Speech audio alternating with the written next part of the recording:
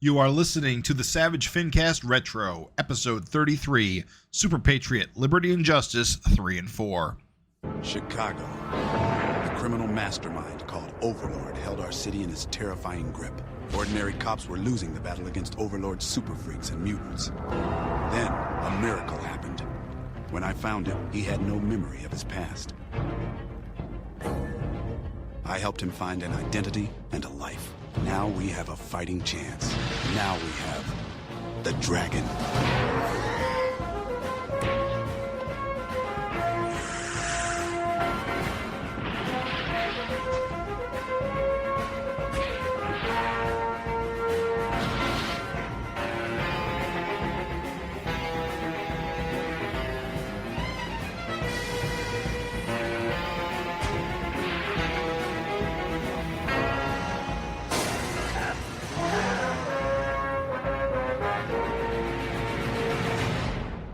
This is the Savage FINcast Retro, the show that uses Google Translate to read comic books.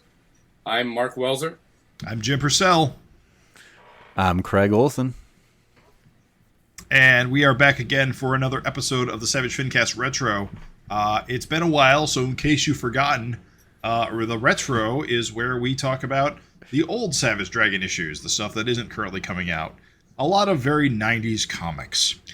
In case you don't remember, last time we did one of these was way back in December of 2023 when we covered the Star miniseries, the first two issues of that.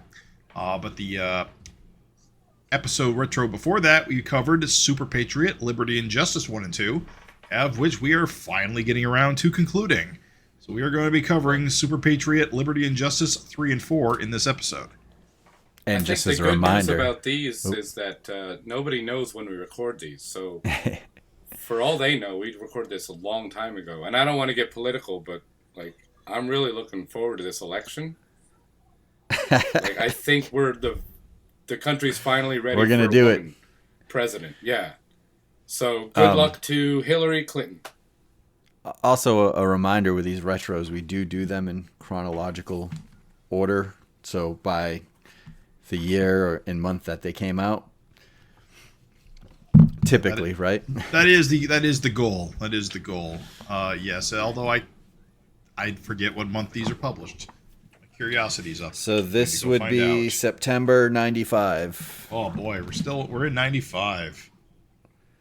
September and October 95. This is like the heyday of highbrow. You know, you've got a bunch of issues coming out, stuff that just came out. I mean, you can see in the ads here, and not to skip ahead, but just to give the listener an idea, we have like Deadly Duo is out, Star number 4 is out around this time, 3 and 4. Dart is about to come out soon. What's that? Dart? There's an ad for Dart coming soon. Yep. Oh boy, we're getting close. We're getting close. Blood and Guts is getting collected. That's why we waited 2 years, because we were really looking forward to that one.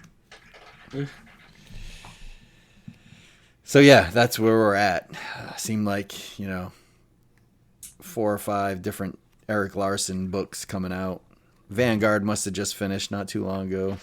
I mean, we did all the Vanguard stuff quite a while ago. That stuff ended a lot earlier than you think. In fact, if I remember right, we just wrapped up Freak Force. And all the Vanguard stuff kind of predates that. Well, then there's the one-shots that come up. There'll be more Vanguard coming up later, yes, absolutely. But the main bulk of it we've already been through. Gotcha, yep. Well, Vanguard, I think, all came out on time. I feel like Liberty and Justice, there was some gaps. According to my information here, it says June, August, September, October. So I think these came out on time. Oh, okay. And then we're also I think we're around Savage Dragon 23, and we're starting to see ads for 25, Savage Dragon 25 coming up. Yep, the big 2.5. That'll be a good time once we get back to it. This is the one thing about this era is because there's so much extra stuff. Actually getting through the actual main series is been taking a while. Eventually things will clear up, though, and we will fly through them. Yeah, well, I think mostly you just do the miniseries. Is it like all like if it's a 4-issue series, to do it all in one episode, or do you usually break them up like? We try to two, do like we cover. Yeah, Mark, it's been a while since you did this, and I think you've only ever done the one set last time. We try to do 2 issues per episode is what we try to do, and with the miniseries, we try to break them up. If it's like a 3-issue miniseries, we'll do them all. But if it's 4 or more, we try to break them up between like that's why we're doing 3 and 4 of Super Patriot here, and we'll be doing 3 and 4 Star later. I think that second Deadly Duo series is only 3 issues, so we'll do all that in one. When we do Dart, I'm sure we will just do it in one. Deadly Duo, I think, was 4. Yeah, Okay. it's 4. Well, actually, you know what? We did 1 for the last series, which was 3.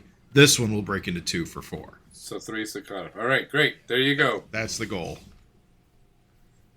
So yeah, as we left off, this whole miniseries is about introducing Super Patriot's kids, Liberty and Justice, to him.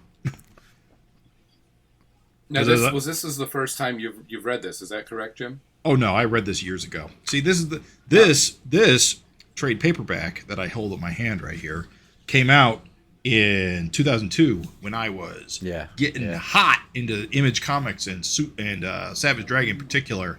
So this thing was a freaking godsend. Although it wouldn't have been too hard to track down the single issues at the time. This was better. The fact that this got reprinted but the first series never did is kind of wacky. I'm pretty sure this came out around the same time as America's Fighting Force, the Kirkman miniseries, the first one. Yep. I suspect this one didn't need any color adjustments versus the first series, which probably did. Yeah, you're probably right. And I believe that got a new Dave Johnson cover and everything. It was a pretty cool collection. I remember when that came out. In fact, it says Johnson 02, so yeah, this is a brand new cover. So shall we get into it? This is a beautiful, beautiful series. Yep, Dave Johnson. Every page, doing his very rare sequential stuff. Just as a reminder, this was all written, scripted by Tom and Mary Beerbaum. It was plotted by Keith Giffen, penciled by Dave Johnson, various inkers, Eric Ladd, Drew Garrissey, and Dick Giordano. What the fuck? That was in, I think, issue 2? Like the flashbacks? There was some flashbacks, from like this different eras, like 60s and 70s. Okay, that makes sense why they would get Dick Giordano to do that. Yeah. For 3 and 4, I think Dave Dexter Johnson Vines inks himself on some too. Yeah, And Dexter Vines does some ink assists, but that's the rest of it's all Dave Johnson.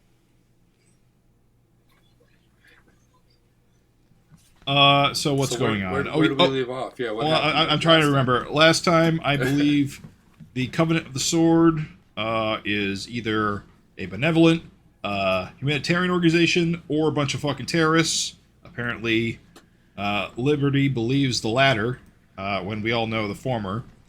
And she's a member of the Covenant. Well, they're both members of the Covenant, but they're like members of the benevolent side of it, the humanitarian side of it, which is the cover. Which is the cover for all the terrorism. These kids, of course, their identities were held from Johnny for years. Apparently, Jake, who is the government spook, the suit, his sister was these kids' mother, who Johnny had a relationship with in the past. What else? They are teaming up. Why are they teaming up? I actually can't remember why they're teaming up. I think Super Patriot goes back and asks for their help after he bumps into them. That makes sense. Right. They're going to Japan at the start of this. I'm trying to remember why they're going to Japan. Like specifically. Well, they're trying to infiltrate the Tokyo Covenant, I think. Right. It's been too long. And they've just unleashed their new trio of nanite super soldiers. Ein, zwei, and drei.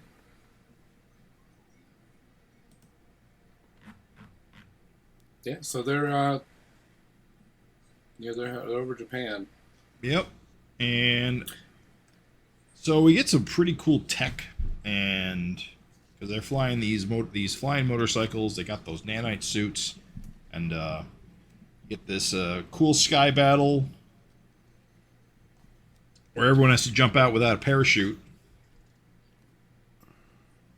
I gotta say, I love the fact that they decided to put this in Japan with Dave Johnson art, and he has a lot of like Jeff Darrow isms with like all the signage in the city and stuff and all the little Easter eggs and things. It's just a visual treat, you know? Although the first Easter egg was on the first pages, Beverly Hills 90210 written on the, yeah, on the jet. the wing of the plane. So stupid. It is a bunch of stupid stuff there. Even in the cover and stuff, like just, I don't know. You start reading all the signs. But, here's something. You know, I discovered another reference, but I have to double check it real quick. One thing with Dave Johnson is he's an incredible designer. I mean, he went on to work on like designing like the Ben 10 animated series and things like that. But you really see him shine with these sequentials and the type of vehicles and things he comes up with, you know. It's just amazing. Yeah, these could all be G.I. Joe toys. Yeah. Do you see these two pilots in the plane? The blonde one and the dark-haired one? You see how one of them has a skull patch on one shoulder, and the other one has a patch that says VF 1818S, a little diamond symbol. Yeah, that's like Macross. That's a Macross reference, undoubtedly. Yeah, because that is the model number of the main Valkyrie fighter craft from that show, which is VF. Which would be better known as Robotech in the United States to people who aren't into anime as much as I am. I know it mostly as Robotech. Yeah. Right, so they shoot on the plane and they all got a midair here. None of them have parachutes. Yeah. Apparently, Justice does not like heights, especially falling out of airplanes. Very stressful. Gotta say, this whole series really makes Liberty out to be the more competent one. Honestly, Justice is something of a comedy character, to be completely honest. Yeah, well, he's always kind of has been. Even like his first appearance when he was trying to stop Octopus and Open Face. Like he fell into the dumpster and let the guys get away, and he's just a big kind of like bimbo type dude. Yeah. Like she's a smart, sassy one. They don't have superpowers? I don't think so. No, they're just kind of finesse guys. It's peak human condition, I guess, right? I mean, their dad was a super soldier. Maybe they've got enhanced, peak human abilities. But it says on the wiki, it says enhanced stamina, endurance, strength, and agility. So yeah, probably not at the level of their dad, but they probably have something so they don't get tired. All right. Just a guess. It isn't really defined super well. No. So yeah, we get a lot of cool battle stuff once they get on the ground with the nanite suits. The nanite suits allow the Covenant guys to animate like other technology, which is a lot more advanced than what Johnny has.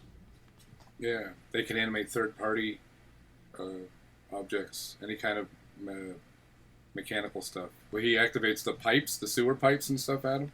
Mm-hmm. Mm-hmm. Of course, Iliopolis is going crazy with the gun sound effects throughout this third issue. I mean, there's so much action. It's amazing that Dave Johnson hasn't drawn more sequentials, but the limited stuff he has is amazing. You know, I don't know. Did he have much before this? There's this. There's I don't know if that's DC series. What is it called? Chain Gang War. It's a 12-issue DC miniseries. He did Superman Red Sun as well. Well, that came after that this. was years later. Oh, you just prior to this? You mean? I'm just saying, what was his experience prior to drawing these issues? You know, I mean, besides the first Super Patriot series. Yeah, I think he did book for Stuff's Impact incredible. Comics. Did what? I think he did a book for Impact. Mm. Was it The Web, maybe? But in '93, he did a whole 12-issue miniseries called Chain Gang War for DC, which is not very good, but he did draw it all. I'm just saying, like, it seems like he just came out of nowhere and was just like, just fantastic chops. Like, you don't typically see people's early issues looking this good. Unless these aren't his early issues and he's been, like, in the underground for years before this. I don't know. Well, this tells me he started his career in '85 with Comico working on Robotech. Oh, that makes sense. I don't know. I had no idea, but yeah. It's the first time I'm hearing about that. Yeah, he worked on The Web for Impact Comics as the imprint for DC in '92. Okay.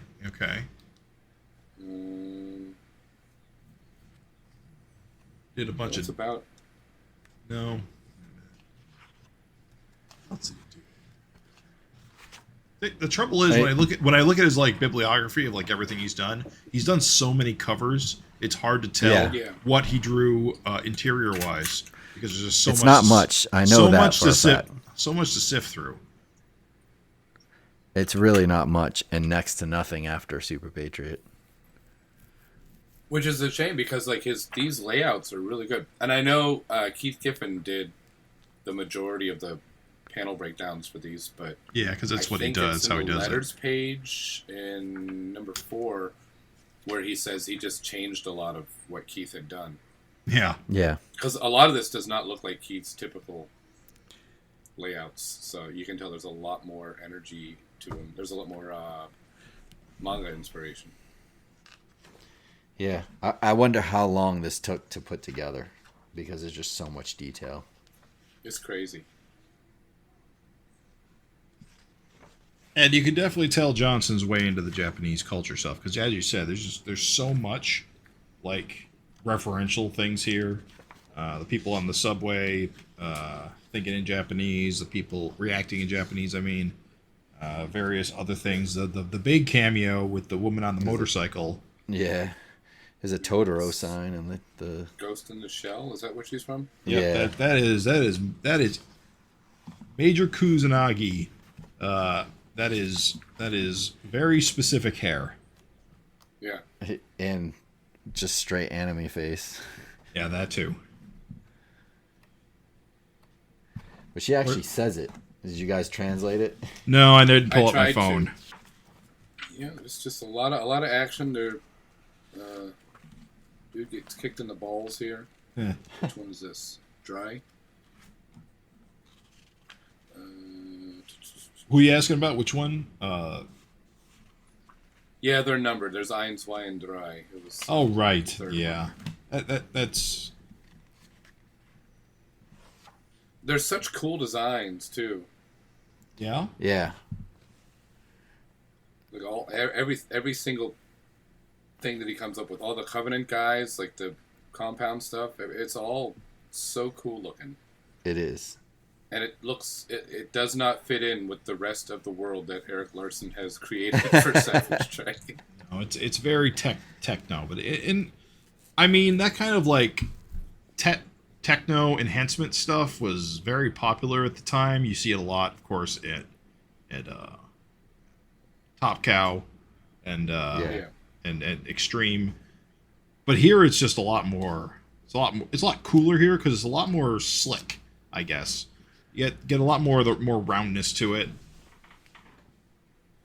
I've said this before, but that's what I appreciate about the Highbrow universe and what Eric did. He didn't just find, Larson clones to draw these books like kind of Liefeld did with his books.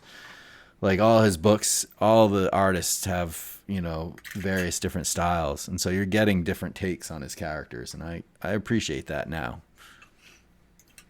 Yeah, the problem was when Eric would have to draw them. Yeah.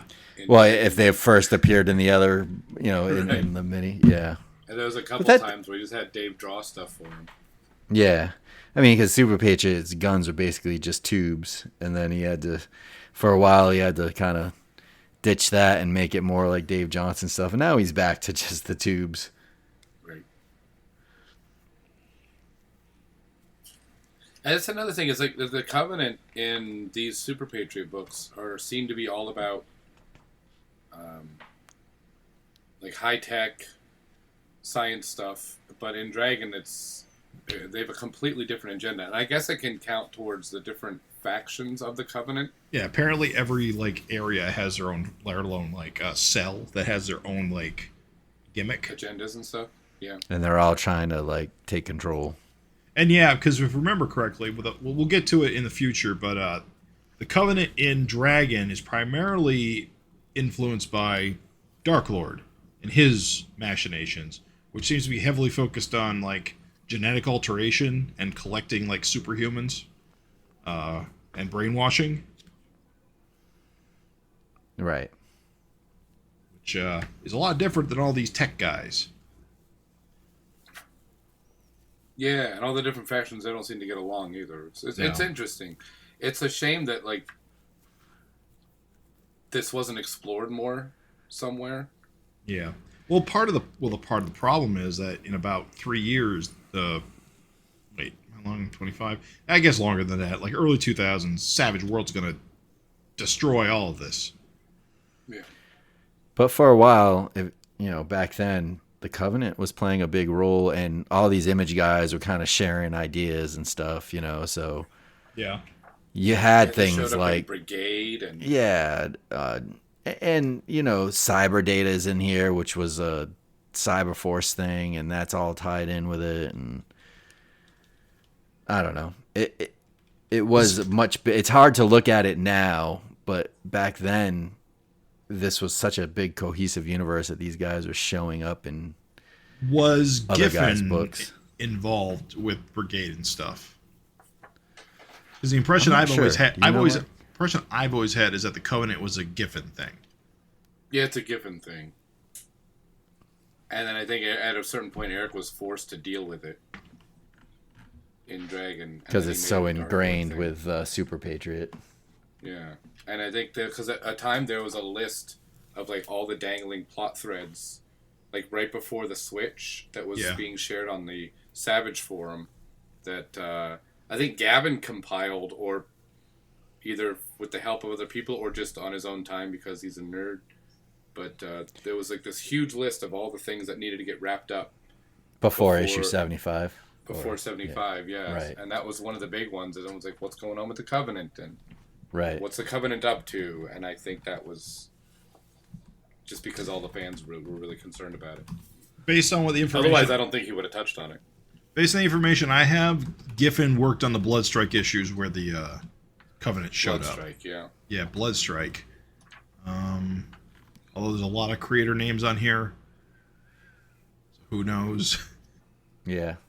Yeah, but that was Keith's thing, and I don't. Did they show up at all in like Kirkman's Patriot? Do you remember? No, I don't Well, think well, so. they didn't exist because they were created by Dark Oh, Lord, that and was Dark post. and Dark Lord didn't exist, so there was no Covenant.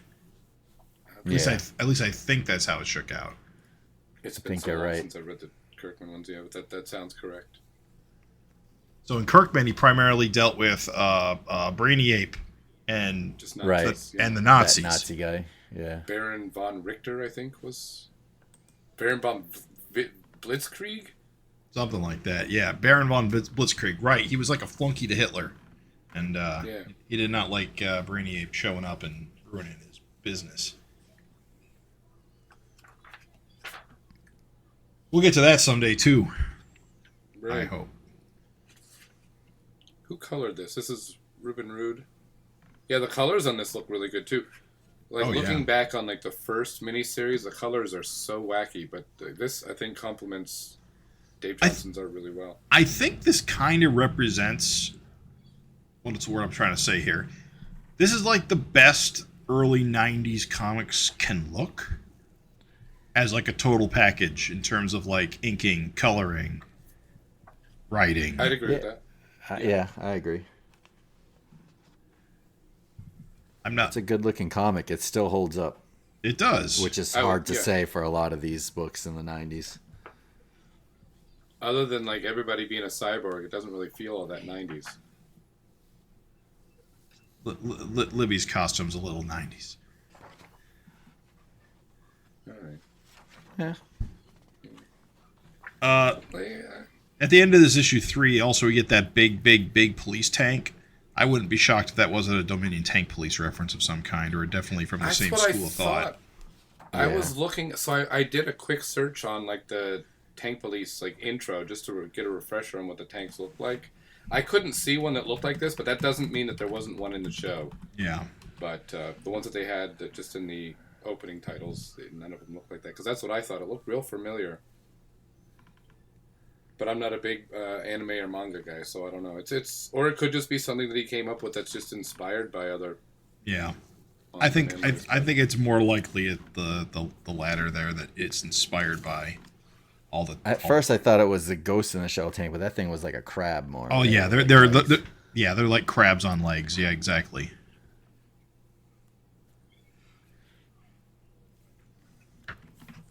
So moving on to issue number 4. What did you guys think of how this thing wrapped up?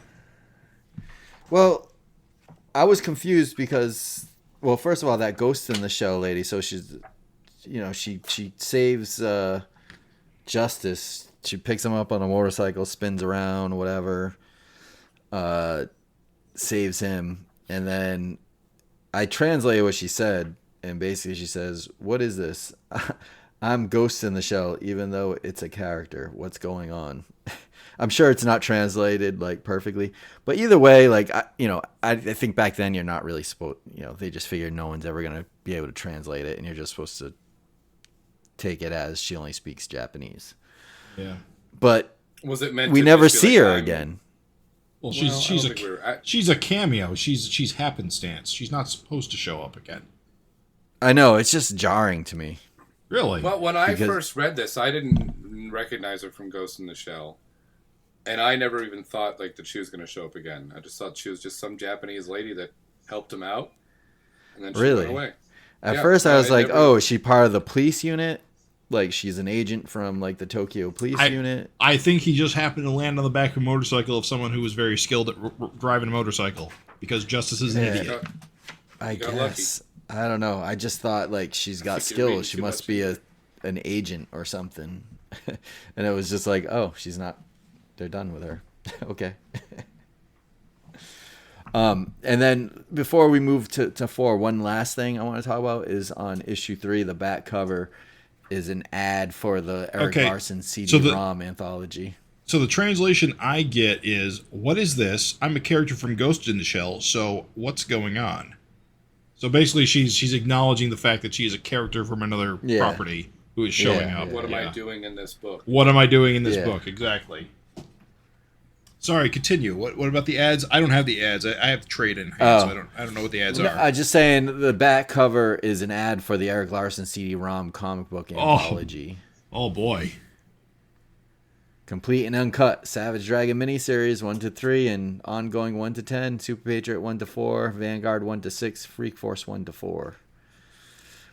And then of course, like exclusive, never before reprinted, first ever appearance of Savage Dragon, self-published by Eric in '82. Sketchbook, and then the video.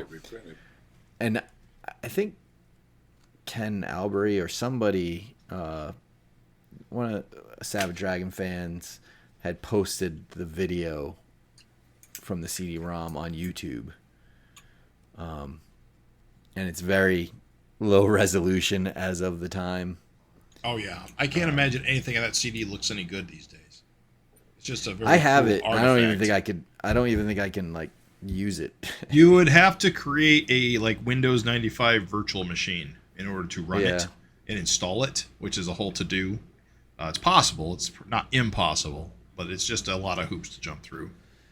So this ad has like one of those kind of like coupons that you clip out, and you can either get the Eric Larson comic book anthology for $30, the Eric Larson comic book screensavers for $20, or the combo pack for $44. What a bargain. I don't think the screensavers thing was ever released because I've never seen it. Also, Was it's it got not? multiple levels of zoom view and fast action scrolling.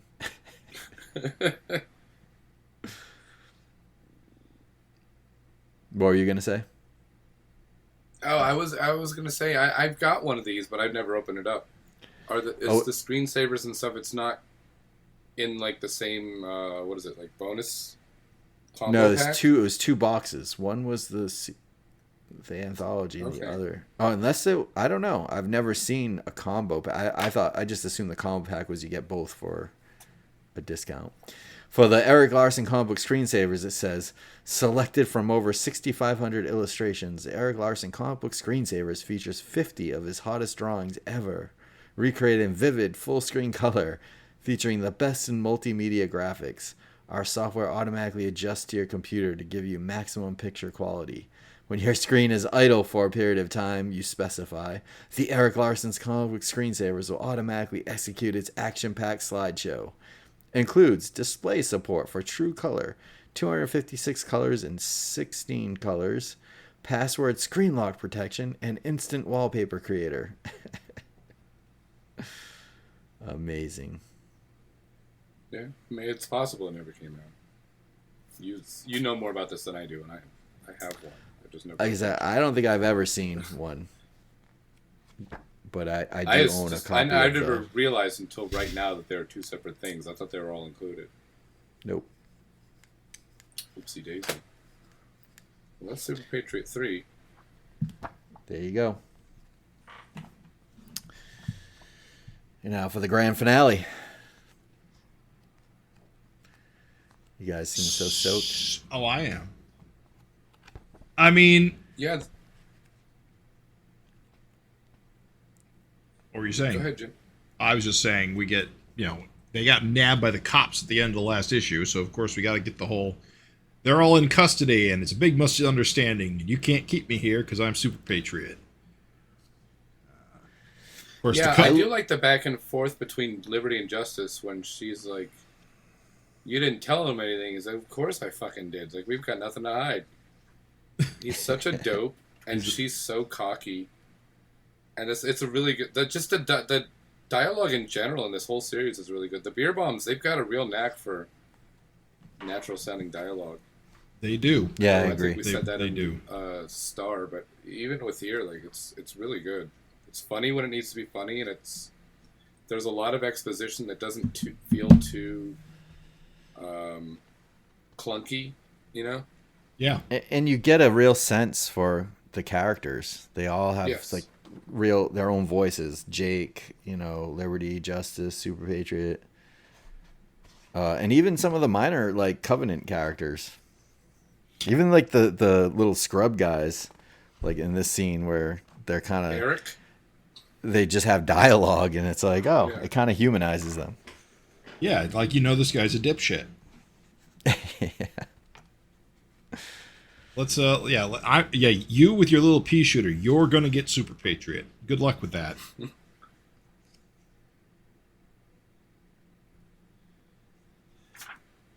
So it's the Osaka? Is it the Osaka?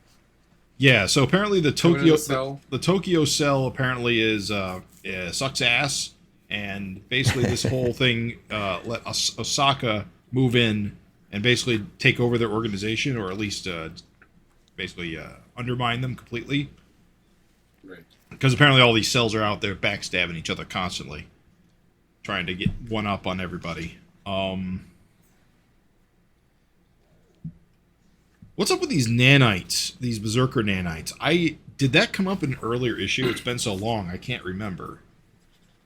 Because I don't think we've ever encountered another situation where Super Patriot injected himself with something to beef himself up. No, I don't think so. I think that he just had these big canisters, it's like in just his hanging pouches on his belt. Yeah. Right. But I don't think they're ever supposed to be anything. I'm just curious if maybe he pulled it off a Covenant soldier at some point in the past, or if he's literally just been carrying this around the whole time. I took it as like he has it on hand if needed. Yeah, It's his spinach. exactly. Yeah. It's exactly what it is. Because He goes in there and he fights an army to a standstill. He probably was going to win. It's a cool concept. Yeah, I'm flipping through 1 and 2 right now, and I don't see anything where he was... Where it comes up. Because it's been a while since I've read the first 2. I mean, that's the thing with Superpatriot. It's like, sky's the limit of what you can kind of make him do, you know? Yeah. But I thought that was kind of a neat trick. You know, it lasts, whatever, 15 minutes. What does he say? Yeah. Yeah, last 15 minutes. It gives him the forearms, too. It is Popeye. Yeah. From Canna Whoop-Ass Corporation, the Berserker nanites. Yeah. Open can, add to each arm, kick-ass dude. Because And even all right, so you're right. Function 15 minutes. That his butt canister has just been part of his design, Yeah. and this is what it is. It's his trump card. that he's never seemed to need ever again. Well, he used it. You use it, it's gone. Yeah, that's it. He looks cool as hell, though. Yeah, I love the panel where he makes a giant gun. It's like got the chum coming out of it, and it's just fucking enormous.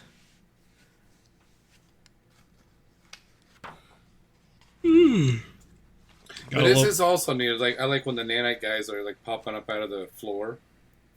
Oh, right. Jumping around through there. They're like It's a little hard to tell what's going on, but like the dialogue helps. yeah, they're like Yeah. liquid technology, just kind of growing out of the walls. There's like a double page spread as you go on where he kind of runs into this great open underground hall, and you see all the Covenant vehicles and guys.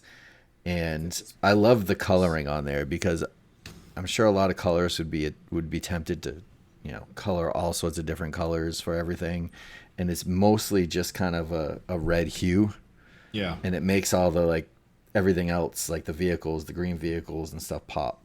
Like it doesn't need all that coloring.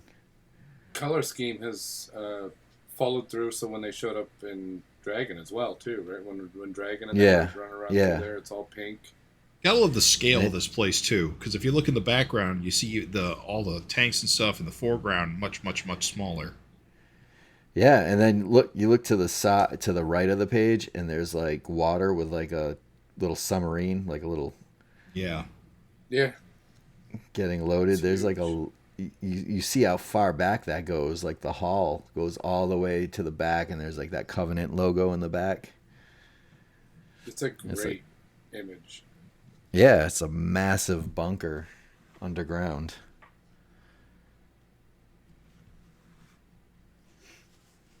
And then we just get Johnny doing what Johnny does best.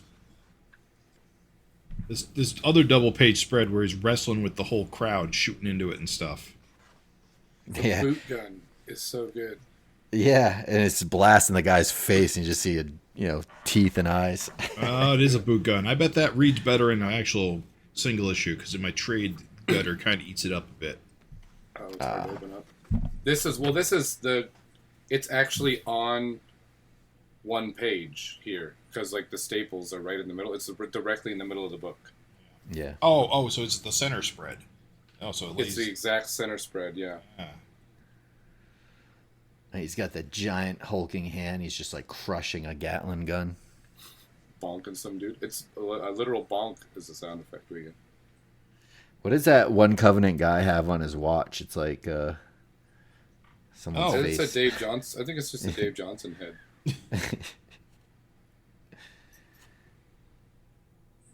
This is amazing. Like, look at the gun that's shooting. The guy with the watch. He's holding a gun in the other hand. The gun just looks spectacular. It's beautiful. So much detail. Can't imagine how long it took to draw this issue. Yeah, it just doesn't need a background. But when he does do the backgrounds, he doesn't skimp on those either. Where is the original art for all these pages? I don't know. I wonder if Dave still has them or if he sold them all. I never see them online anywhere. I've flipped through all his art at like when we were at Terrificon, and there's no sign of it in there. I mean, obviously, if he was selling it would probably have been long gone by now, but... Right.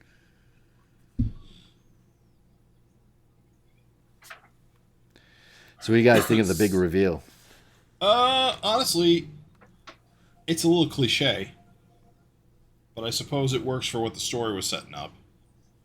The mother of liberty and justice isn't dead. She's just a bioorganic robot.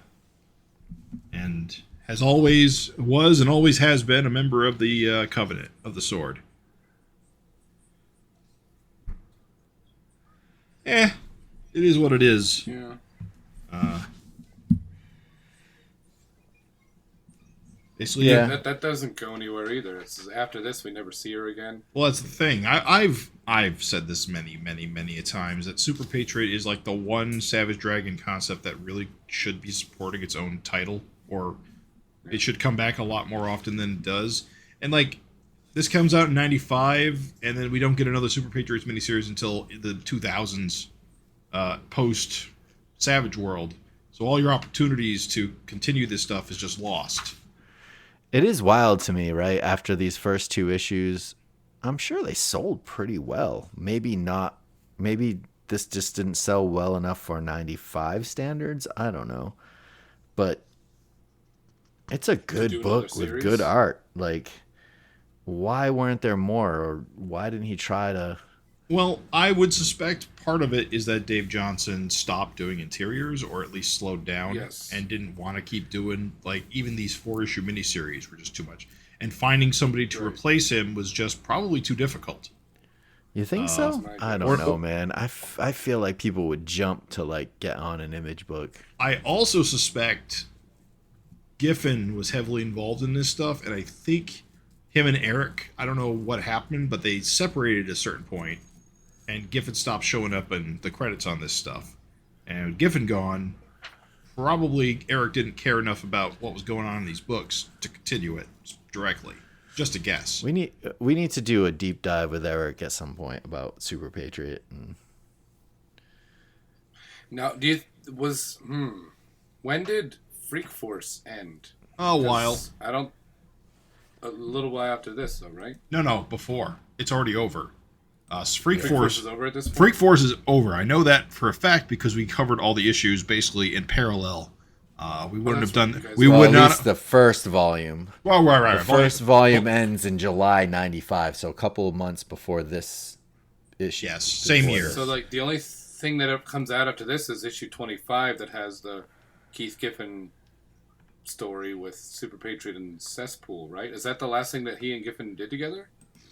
Could be. Because Giffen wasn't involved with Freak Force Volume 2. No. And, yeah, I think that's it.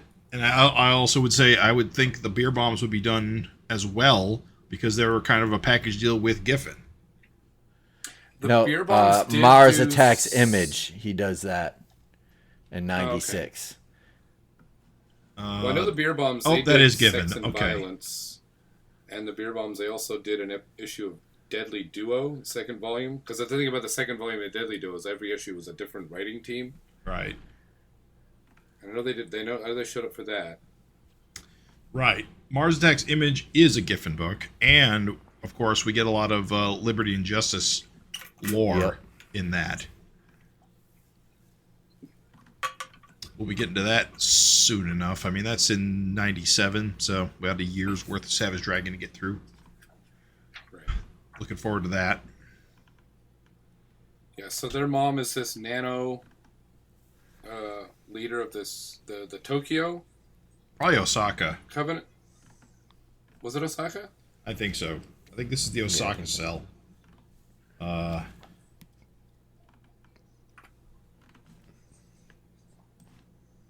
Oh no, maybe it was the maybe it was a Tokyo cell. Basically, Super Patriot and crew cleaned it up for them by destroying them the way they did. And then Osaka took over. Yeah. I think, yeah.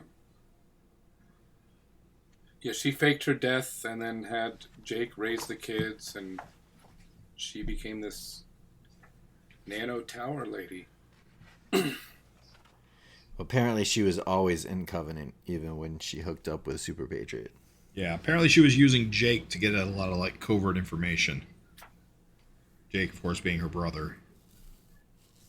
But Liberty became Covenant independent of her mother's involvement. Right. Is what she says, too. Yeah, probably was manipulated, but at least in my own head. So they can't finish each other off. So they just kind of, she tells him his origin, and then she kind of lets him go, right? Yeah. Yeah. And then he never says anything to the kids. I don't know. Their heart. I don't know, because right at the end of their plane ride, he starts going into the story of how he met their mother, and to me, I would say he would tell them the whole story, including what just happened. Maybe not. Okay. But it's hard to tell. The way he kind of begrudgingly goes into it suggests to me he's going to tell them the whole story, all the way to the end that we just read. But maybe not, because it isn't clear. But it does feel like that's what they were going for. And then they kind of set this up like she's gonna move on and continue to kind of be a pain in Superpatriot's ass, but we never see her again. Never see her again, which The is mother. a shame, because it was a nice setup. As a setup, it's good. Yep. As like a wrap up, it's not super satisfying. Yeah. Yeah. It's too I open-ended. mean, it gives Superpatriot like an arch nemesis. Yeah. Something perhaps he needs. I mean, it would be cool to get like, it would be so convoluted, but like get a third Super Patriot miniseries that takes place before the events of Savage Dragon 75 and just stick it in. A story that we haven't read before. Yeah.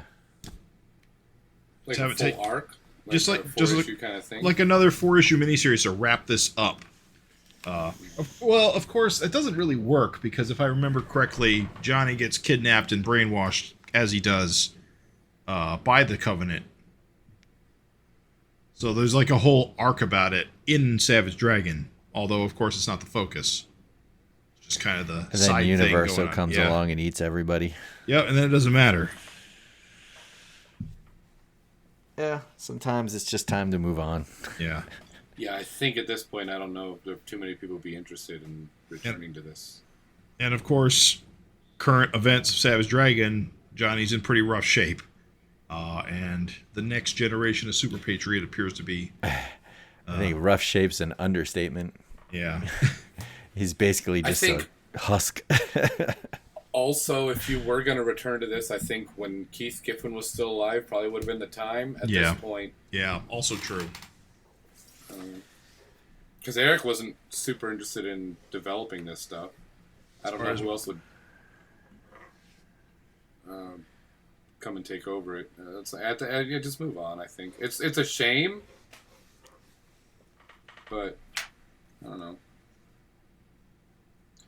Did you? Oh, you don't have the individual issues, but Not on Craig, hand. did you notice in the back? Yeah, we're not in front of you, but in the background in the letters page, there was a fan art from a Jason Howard. Yeah. Who I'm It's gotta assuming is be, the same Jason Howard. It's a pretty similar signature here that did Astounding Wolfman for Yep. Robert Kirkman. His little Super Patriot. Yeah, he just Fan did was it Big Girls? Was that the series and Image too? I forget. I don't know. Not familiar Oh, with Big Jesus Girls. Christ. I should not have typed in Big Girls Image. Tell us what you see. Describe it in excruciating detail for the listeners.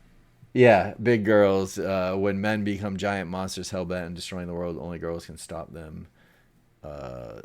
It's basically like kind of a kaiju type thing that he did. This was... When did this come out? 2020.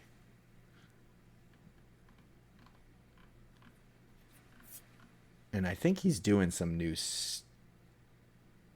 stuff. Maybe G.I. Joe or something. Fill-ins. I don't know. Or Transformers. I don't know. But yeah, him and Kirkman work together a lot. I think, like you said, his most well-known stuff is the Astounding Wolfman comic with Kirkman. That's when I first noticed him. But yeah, that's got to be him. Amazing, huh? That, like, how many artists' amateur work was featured in the letters pages of Savage Dragon. Yeah. So we're looking out for you. Scott Pacheco, you're next. That's another artist that did some fan art in this. I like, Dave Johnson does a special thanks on the letters page. He says, to Eric for being patient, so it must have took a while. To Josh Eckhorn for putting up with Eric. To Keith Giffen for not getting mad when I changed issue 3 so much. And then a bunch of other stuff. Well, what probably happened was because the original Super Patriot series ended in December of 93, and this didn't start until 95, so it probably took him 2.5 years to get this series ready to go. They probably wanted to do this a lot sooner. Just a guess. Yeah, because, well, I'm assuming because Justice showed up in issue, what, was it 12? Yes. The regular series was his first appearance. I assume right after that is when he wanted to get going with this. Yeah. Because he doesn't do much of anything in the main series until he shows up again in this Liberty and Justice miniseries. Justice, I mean. Yep, Justice in 12, and yeah, we won't see him again until Gang War, right? Which is not until 25, 26, 24, somewhere around there. Yeah, somewhere in there. After Dragon, like, disappears. Yeah. Yeah. Oh, no. Wait. No, he just... Wait, when does he have his Hell adventure? 30. 30? So around there. Yeah. Yeah, Gang War is like 24, 25, 26. And there's an ad for issue 25 in the back of Liberty and Justice number 4. So I guess at this point he's like, all right, Liberty and Justice have been well established. I can use them and stuff now. Because they both show up in Gang War. There's also an ad in here for Bizarre Heroes by Don Simpson. Nice. Little strip with a cutaway coupon. I like at the top it says, advertisement, comma, dummy. And then put those scissors away. Just send us a list or photocopy. Good stuff. Yeah, and we got darts coming soon too, so get poked in February, it says. Don't threaten us with the time. Have you read those yet, Jim? No. No, I have not. I'm saving them Can't for wait when I for that. need Saving them for when I need them. Those are going to be a lot of fun.